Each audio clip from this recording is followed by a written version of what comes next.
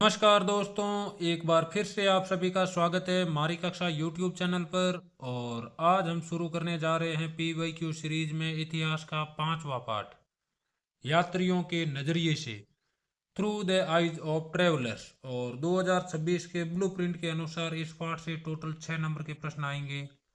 दो सवाल आएंगे बहुविकल्पीय प्रश्न से, एक सवाल आएगा रिक्त स्थान से, एक सवाल आएगा अति लघुतरात्मक प्रश्नों से और एक सवाल आएगा लघुतरात्मक प्रश्नों से। तो इस पार्ट में हमारे लिए छोटे वाले प्रश्न बहुत ही ज़्यादा इम्पोर्टेंट है। किताब उल हिंद की रचना किसने की? तो इसकी रचना की थी अल बरूनी ने। तो अल बरूनी ने एक किताब लिखी थी जिसका नाम था किताब उल हिंद, और इसकी भाषा थी अरबी, और इसमें टोटल 80 अध्याय थे। इसमें भारतीय धर्म, दर्शन, त्योहार, खगोल विज्ञान, रीति रिवाज और मूर्ति कला का वर्णन किया गया था। और अल बरूनी ने प्रत्येक अध्याय की शुरुआत एक प्रश्न से की थी। अगला प्रश्न, travels in the Mughal empire ग्रंथ किसने लिखा? तो यह ग्रंथ फ्रांसवा बर्नियर ने लिखा था, और यह था फ्रांस का निवासी, और यह एक डॉक्टर था। और इसने यह पुस्तक फ्रांस के शासक लुईस 14वें को समर्पित की थी। और यह मुगल शहजादे दारा शिकोह का चिकित्सक था, और बाद में मुगल दरबार के एक अमीर दानिशमंद खान के भी साथ रहा। अगला प्रश्न देखिए, किस शासक ने इब्न बतूता को दिल्ली का काजी यानी न्यायाधीश नियुक्त किया? तो इसका उत्तर हो जाएगा मोहम्मद बिन तुगलक। तो मोहम्मद बिन तुगलक इब्न बतूता को दिल्ली का काजी यानी न्यायाधीश नियुक्त करता है, और बाद में इसे अपना दूत बनाकर चीन के मंगोल शासक के पास भेज देता है। अल बरूनी का जन्म कहाँ पर हुआ? तो अल बिरूनी या अल बरूनी का जन्म हुआ था ख्वारिज्म उज्बेकिस्तान में, और इसका जन्म हुआ था 973 ईस्वी में। और उस समय ख्वारिज्म शिक्षा के एक केंद्र के रूप में प्रसिद्ध था। और अल बरूनी महमूद गजनवी के साथ भारत आता है, और यहाँ पर ब्राह्मणों के साथ रहकर संस्कृत, धर्म और दर्शन का ज्ञान प्राप्त करता है। रिहला के लेखक कौन थे? तो रिहला के लेखक थे इब्न बतूता। रिहला एक यात्रा वृत्तांत है जो अरबी भाषा में लिखा गया है, और इब्न बतूता था मोरक्को यानी तंजीर का निवासी। और इस ग्रंथ में 14वीं शताब्दी के भारतीय उपमहाद्वीप के सामाजिक और सांस्कृतिक जीवन का बहुत ही रोचक वर्णन मिलता है, जैसे नारियल का वर्णन, पान का वर्णन और डाक व्यवस्था का वर्णन। फ्रांसवा बर्नियर कितने वर्षों तक भारत में रहा? तो फ्रांसवा बर्नियर 12 वर्षों तक भारत में रहा। 1656 से लेकर 1668 तक, यानी कुल 12 वर्ष यह भारत में रहा। और वह हमेशा भारतीय स्थितियों की तुलना यूरोप यानी विशेषकर फ्रांस से करता था, और भारत को यूरोप से नीचा दिखाने की कोशिश करता था। इब्न बतूता को किस शहर का काजी नियुक्त किया गया? तो इब्न बतूता को दिल्ली शहर का काजी यानी न्यायाधीश नियुक्त किया गया। और इब्न बतूता ने दिल्ली को भारत का सबसे बड़ा और भव्य शहर बताया था, और उसने बताया कि दिल्ली के चारों ओर 28 द्वार थे, और जिनमें बंदायो दरवाजा है वो सबसे बड़ा द्वार था, सबसे विशाल द्वार था। निम्न में से कौन सा युग्म सुमेलित नहीं है? तो इसमें से है वो पीटर मुंडी, जर्मनी वाला युग्म सुमेलित नहीं है। तो देख लीजिए, पीटर मुंडी यह इंग्लैंड का यात्री था, न कि जर्मनी का। मार्को पोलो था इटली का यात्री, और इब्न बतूता था मोरक्को यानी अफ्रीका से, और फ्रांसवा बर्नियर था फ्रांस का यात्री। अब कुछ याद रखने योग्य बिंदु देख लीजिए। यात्री का नाम अल बरूनी कहाँ से था? ख्वारिज्म उज्बेकिस्तान से। कौन सी पुस्तक लिखी? किताब उल हिंद। और कौन सी भाषा में लिखी? अरबी भाषा में। और किसके शासनकाल में आया? महमूद गजनवी। इसी प्रकार इब्न बतूता मोरक्को अफ्रीका से था, और रिहिला पुस्तक लिखी अरबी भाषा में, और मोहम्मद बिन तुगलक के शासनकाल में आया। फ्रांसवा बर्नियर फ्रांस का था, और पुस्तक लिखी travels in the Mughal empire, और फ्रेंच भाषा में लिखी, और शाहजहां और औरंगजेब के समय यहाँ पर आया था। अल बरूनी का जन्म आधुनिक उज्बेकिस्तान में स्थित ख्वारिज्म में सन खाली जगह में हुआ। तो इसका उत्तर हो जाएगा 973। तो 973 में अल बरूनी का जन्म ख्वारिज्म उज्बेकिस्तान में होता है, और उस समय ख्वारिज्म शिक्षा का एक महत्वपूर्ण केंद्र था। अल बरूनी कई भाषाओं का जानकार था, जिसमें भाषाएं थी सीरियाई, फारसी, हिब्रू और संस्कृत। और यह महमूद गजनवी के साथ भारत आता है। फ्रांसवा बर्नियर फ्रांस का निवासी था, और यह एक डॉक्टर, राजनीतिक दार्शनिक और इतिहासकार था, और मुगल शहजादे दारा शिकोह का चिकित्सक था। और इसने एक पुस्तक travels in the Mughal empire लिखी, और इसने यह पुस्तक लुईस 14वें को समर्पित की, जो फ्रांस का शासक था। बर्नियर ने मुगलकालीन शहरों को खाली जगह बताया है, तो यह बताया है शिविर नगर या कैंप टाउन्स। ऐसा बर्नियर ने मुगलकालीन शहरों को क्यों कहा, तो बर्नियर का मानना था कि यह शहर अपने अस्तित्व के लिए राजकीय दरबार पर निर्भर करते थे। दरबार लगने पर ये बसते थे और दरबार वापस जब पूरा हो जाता था तो ये वीरान हो जाते थे। और बर्नियर के अनुसार भारत में मध्यम वर्ग का अभाव था, यानी यहाँ पर केवल और केवल अमीर लोग या फिर केवल और केवल गरीब लोग रहते थे। इब्न बतूता के यात्रा वृत्तांत का नाम है, तो इब्न बतूता के यात्रा वृत्तांत का नाम है रिहला, और यह अरबी भाषा में लिखा गया था। और इब्न बतूता मोरक्को तंजीर यानी अफ्रीका का था, और यह एक शिक्षित परिवार से था जो इस्लामी कानून यानी शरिया का विशेषज्ञ था। और वह 1333 ईस्वी में स्थल मार्ग से सिंध भारत पहुंचता है, जो वर्तमान समय में पाकिस्तान में है। किताब उल हिंद कौन सी भाषा में लिखी गई है, तो यह लिखी गई है अरबी भाषा में। और इब्न बतूता के अनुसार अश्व घोड़ा डाक व्यवस्था को उलूक कहा जाता था। और इब्न बतूता ने भारत में नारियल और पान को देखकर आश्चर्य व्यक्त किया था। बर्नियर भारत में 12 वर्षों तक रहा था, 1656 से 1668 तक। इब्न बतूता के अनुसार दावा डाक व्यवस्था क्या थी, तो इब्न बतूता के अनुसार पैदल डाक व्यवस्था को दावा डाक व्यवस्था कहा जाता था। इसमें प्रति मील 3 अवस्थान यानी चौकियां होती थी, और यह अश्व डाक व्यवस्था से तेज थी। और इब्न बतूता ने अश्व डाक व्यवस्था को उलूक कहा था, जो हर 4 मील पर स्थापित राजकीय घोड़ों द्वारा संचालित होती थी। उसके बाद में फ्रांसवा बर्नियर ने मुगलकालीन शहरों को शिविर नगर क्यों कहा है, तो बर्नियर का मानना था कि ये शहर अपने अस्तित्व और भरण पोषण के लिए राजकीय शिविर पर निर्भर थे। दरबार के आने पर यह शहर बस जाते थे और जाने पर नष्ट हो जाते थे। और बर्नियर ने कहा था कि भारत में मध्यम वर्ग का अभाव है, यानी यहाँ पर केवल अमीर लोग और केवल गरीब लोग हैं।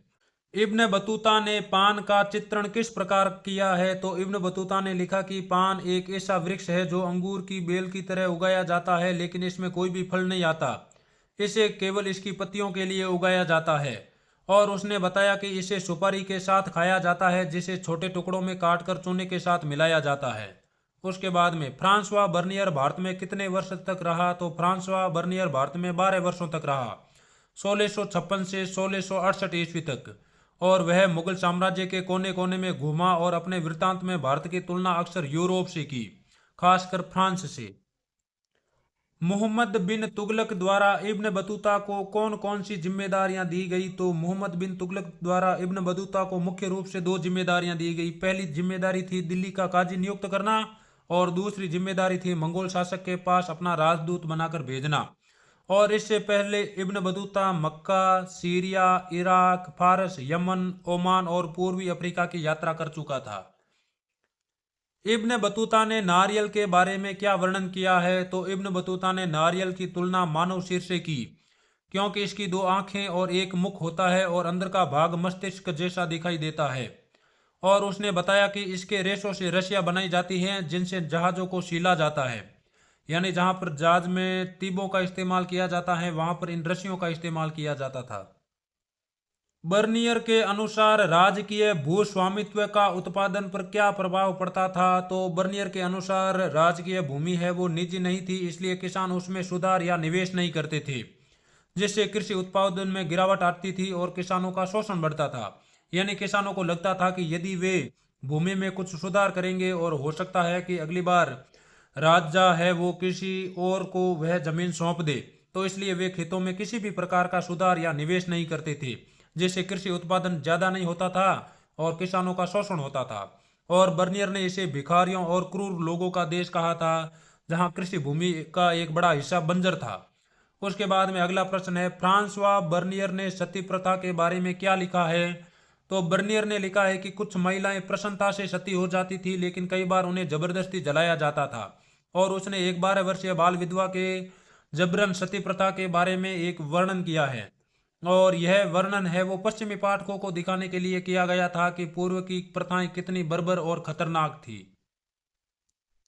रिहला का लेखक कौन था, तो रिहला का लेखक था इब्न बतूता, और इसका अर्थ होता है यात्रा वृत्तांत। अल बरूनी का जन्म कहां पर हुआ, तो अल बरूनी का जन्म ख्वारिज्म में आधुनिक उज्बेकिस्तान में 973 ईस्वी में हुआ था। और यह गणित, खगोल विज्ञान और कई भाषाओं जैसे सीरियाई, हिब्रू और संस्कृत भाषाओं का ज्ञाता था। ताराबाद क्या था? तो ताराबाद दौलताबाद महाराष्ट्र में पुरुष और महिला गायकों के लिए एक बाजार था। उल्लूक क्या था? तो उल्लूक है वो अश्व घोड़ा डाक व्यवस्था थी। और बर्नियर ने अपनी पुस्तक किसे समर्पित की? तो बर्नियर ने अपनी पुस्तक फ्रांस के राजा लुईस 14वें को समर्पित की थी। फ्रांसवा बर्नियर ने मुगल कालीन शहरों को शिविर नगर क्यों कहा? तो इसके पीछे कई कारण थे। सबसे पहला कारण था अस्थायी अस्तित्व, यानी उसका मानना था कि ये शहर अपने अस्तित्व और भरण पोषण के लिए पूरी तरह से राजकीय शिविर यानी शाही दरबार पर निर्भर थे।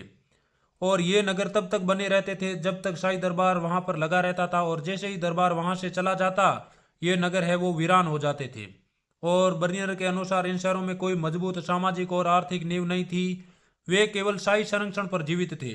और बर्नियर ने यह भी कहा था कि भारत में मध्यम वर्ग नहीं है, केवल बहुत अमीर शासक है या फिर गरीब प्रजा है। इब्न बतूता ने नारियल का वर्णन किस प्रकार किया है? तो इब्न बतूता ने नारियल की तुलना मानव के सिर से की। उसने लिखा कि यह फल मानव सिर से मेल खाता है क्योंकि इसमें दो आंखें और एक मुख जैसा निशान होता है, और इसके अंदर का हरा भाग मानव मस्तिष्क के जैसा दिखाई देता है। और उसने बताया कि इससे जुड़े रेशे बालों जैसे दिखाई देते हैं और इन रेशों से मजबूत रस्सियां बनाई जाती हैं जिनका उपयोग जहाजों को सीलने यानी कीलों की जगह किया जाता है। और इब्न बतूता ने नारियल और पान दोनों का जिक्र उन चीजों के रूप में किया जो उनके पाठकों के लिए अनोखी थी, यानी उनके पाठकों ने इससे पहले नारियल और पान के बारे में न तो सुना था और न ही इन्हें देखा था। इब्न बतूता ने पान का चित्रण कैसे किया? तो इब्न बतूता ने पान का वर्णन एक अंगूर के बेल की तरह किया था। उसने लिखा कि पान का कोई फल नहीं होता, इसे केवल इसकी पत्तियों के लिए उगाया जाता है। और उसने बताया कि इसे सुपारी के साथ खाया जाता है और सुपारी को छोटे छोटे टुकड़ों में काटकर चूने के साथ मिलाया जाता है और फिर पान की पत्तियों में लपेटकर चबाया जाता है। और यह विवरण उसके पाठकों के लिए नया था क्योंकि पश्चिम में पान खाने की प्रथा नहीं थी। और इब्न बतूता ने भारतीय सत्कार परंपरा में पान और सुपारी के महत्व को भी बताया है। फ्रांसवा बर्नियर ने सती प्रथा के बारे में क्या लिखा है? तो फ्रांसवा बर्नियर ने सती प्रथा का बहुत ही मार्मिक और विस्तृत विवरण दिया था। सबसे पहले तो स्वैच्छिक बनाम जबरदस्ती, यानी फ्रांसवा बर्नियर ने बताया कि कुछ महिलाएं अपने पति की मृत्यु के बाद स्वेच्छा से सती हो जाती थी, लेकिन कई महिलाओं के साथ जबरदस्ती की जाती थी। और उसने एक लाहौर की घटना का भी वर्णन किया है जहां पर एक छोटी 12 वर्षीय बच्ची को जबरन चिता पर लिटाया गया और वह कांप रही थी और रो रही थी, लेकिन ब्राह्मणों और भीड़ ने उसे रस्सियों से बांधकर जिंदा जला दिया। और बर्नियर ने इसे एक क्रूर और अमानवीय प्रथा बताया जो पूर्वी समाज की बर्बरता यानी खतरनाकपन को दर्शाती थी। बर्नियर के अलावा अन्य यात्रियों ने भी सती प्रथा का जिक्र किया था, लेकिन बर्नियर का विवरण सबसे विस्तृत और आलोचनात्मक था, यानी बर्नियर ने सती प्रथा की बुराई भी की थी।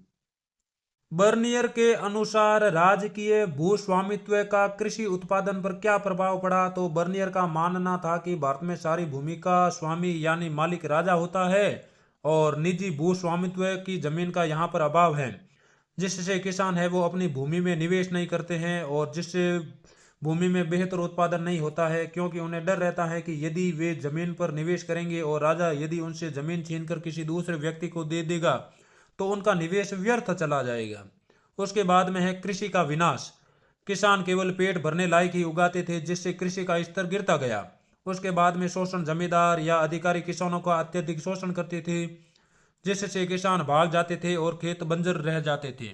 और बर्नियर ने मुगल साम्राज्य को भिखारियों और क्रूर लोगों का देश कहा था। उसने कहा था कि यहाँ की हवा भी खराब है और खेत झाड़ियों से भरे हुए हैं। मोहम्मद बिन तुगलक ने इब्न बतूता को कौन कौन सी जिम्मेदारियां सौंपी? तो मोहम्मद बिन तुगलक ने इब्न बतूता को मुख्य रूप से 2 जिम्मेदारियां सौंपी। सबसे पहले तो उसे दिल्ली का काजी नियुक्त किया और दूसरा काम था कि उसे चीन में अपना मंगोल राजदूत बनाकर भेजा। और इब्न बतूता को बीच में भ्रष्टाचार के आरोप में जेल की सजा भी हुई थी, लेकिन बाद में गलतफहमी दूर होने पर उसे फिर से जेल से बाहर निकाल दिया गया था। इब्न बतूता ने दिल्ली शहर की किन विशेषताओं का उल्लेख किया है? तो इब्न बतूता ने दिल्ली शहर की विशाल प्राचीर, दरवाजों, कब्रगाह और बाजार का उल्लेख किया है। इब्न बतूता ने बताया कि शहर के चारों ओर एक अतुलनीय दीवार थी जिसके अंदर गोदाम और बारूद रखने की जगह थी। और बताया कि यहाँ पर 28 दरवाजे थे, जिसमें बदायूं दरवाज़ा सबसे बड़ा दरवाज़ा था और कब्रगाह जहाँ पर हमेशा फूल खिले रहते थे। और यहाँ के बाजार में सामाजिक और सांस्कृतिक सद्भावना दिखाई देती थी, जहाँ मस्जिद और मंदिर होते थे। और इब्न बतूता ने भारत के ही एक अन्य शहर दौलताबाद का भी वर्णन किया है और बताया कि दिल्ली को कोई शहर चुनौती दे सकता है तो वह है दौलताबाद। अब है दीर्घ उत्तरात्मक और निबंधात्मक प्रश्न, लेकिन 2026 के ब्लूप्रिंट के अनुसार दीर्घ उत्तरात्मक और निबंधात्मक प्रश्न नहीं आएंगे। लेकिन फिर भी आपसे आग्रह रहेगा कि आप इन प्रश्नों को एक बार ध्यानपूर्वक सरसरी निगाह से देख लें। पहला प्रश्न है, बर्नियर द्वारा वर्णित भारतीय कृषि और भूस्वामित्व विशेषताओं का वर्णन कीजिए। तो फ्रांसिस बर्नियर ने भारत की कृषि व्यवस्था और भूस्वामित्व का जो चित्र प्रस्तुत किया है वह काफी ही निराशाजनक था और उसकी मुख्य विशेषताएं निम्नलिखित हैं। निजी भूस्वामित्व का अभाव, कृषि का विनाश, किसानों का शोषण, बंजर भूमि। और यह है वो हर स्थिति की तुलना यूरोप से करता है।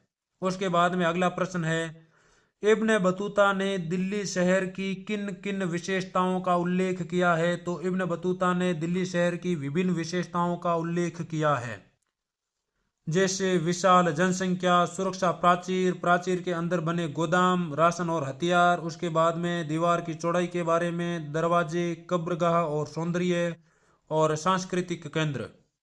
अल बरूनी ने भारतीय समाज में जाति व्यवस्था को समझने में किन अवरोधों का सामना किया। अल बरूनी या अल बिरूनी एक ही है। तो अल बरूनी ने भारतीय समाज में जाति व्यवस्था को समझने में कई अवरोधों का सामना किया। सबसे पहला अवरोध था भाषा, उसके बाद में था धार्मिक अवस्था और रीति रिवाज, और उसके बाद में है अभिमान। तो इन सभी समस्याओं का सामना करता है अल बरूनी भारत की जातिगत व्यवस्था को समझने के लिए। बर्नियर का वृत्तांत पूर्व बनाम पश्चिम की तुलना पर आधारित था, इस कथन को स्पष्ट कीजिए। तो बर्नियर के बारे में आप ये देख लेना, बाइनरी विरोध, राजा बनाम भिखारी, शहरों की स्थिति, मध्यम वर्ग का अभाव। और इसके साथ ही यह अध्याय होता है पूरा। उम्मीद है आपको यह वीडियो आगामी एग्जाम में बहुत ज़्यादा मदद करेगा। धन्यवाद, मिलते हैं अगले वीडियो में।